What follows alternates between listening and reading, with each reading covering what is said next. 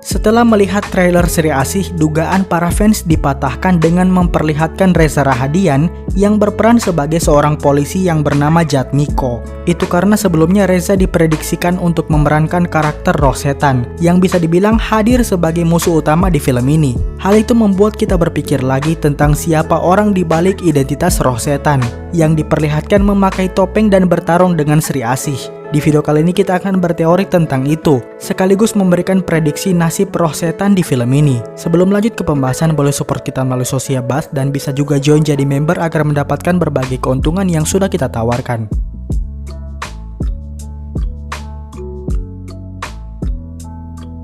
Sebenarnya cukup aneh menjadikan roh setan sebagai musuh dari Sri Asih. Itu karena di komik, roh setan selalu dikenal sebagai musuh abadi dari Godam. Secara origin atau asal-usul kedua karakter ini saling berkaitan. Namun mari kita fokus membedah siapa sosok di balik topeng roh setan. Topeng yang berbentuk seperti topeng dokter wabah di era epidemi pes. Petunjuk pertama ada di ciri khas roh setan dalam komik. Di komik, jiwa roh setan tersimpan dalam satu liontin atau kalung, di mana siapapun yang memakai kalung itu berarti dia akan dirasuki oleh roh setan dan akan dijadikan wadahnya.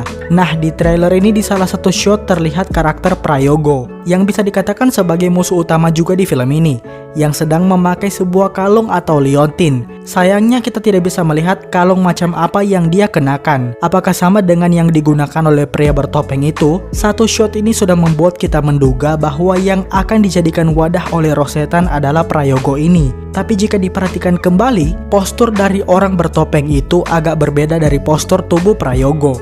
Orang ini tidak punya badan sebesar Prayogo, yang berarti ini adalah karakter lain. Jika benar Prayogo memang memegang liontin roh setan, maka dugaan akan mengarah ke anaknya. Anak Prayogo adalah karakter yang diperankan oleh Randy Pangalila. Karakter bernama Matteo ini ditunjukkan bertarung dan kalah dari Alana di arena tinju di awal trailer. Pastinya jika dia sendiri tidak bisa melakukannya, Prayogo akan mewariskan kalung itu ke anaknya sendiri. Tapi nama Matteo ini agak mirip dengan Matutu, karakter penjahat di komik Sri Asih. Jadi jika Matteo menjadi Matutu, maka ada orang lain lagi yang akan dijadikan wadah bagi roh setan. Dengan selanjutnya mengarah kepada karakter Jagau yang diperankan oleh Revaldo. Karakter ini dikatakan sebagai tangan kanan Prayogo, sekaligus bodyguard dan orang yang menjauhkan Matteo dari masalah.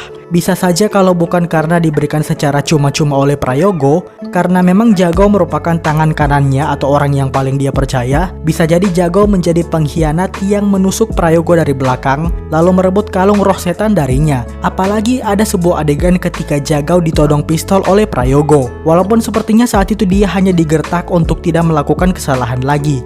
Dan apalagi selain roh setan itu, hanya Jagau karakter yang diperlihatkan bertarung dengan Sri Asih di trailer ini. Bukan Matteo yang hanya melawan Alana ataupun Prayogo itu sendiri.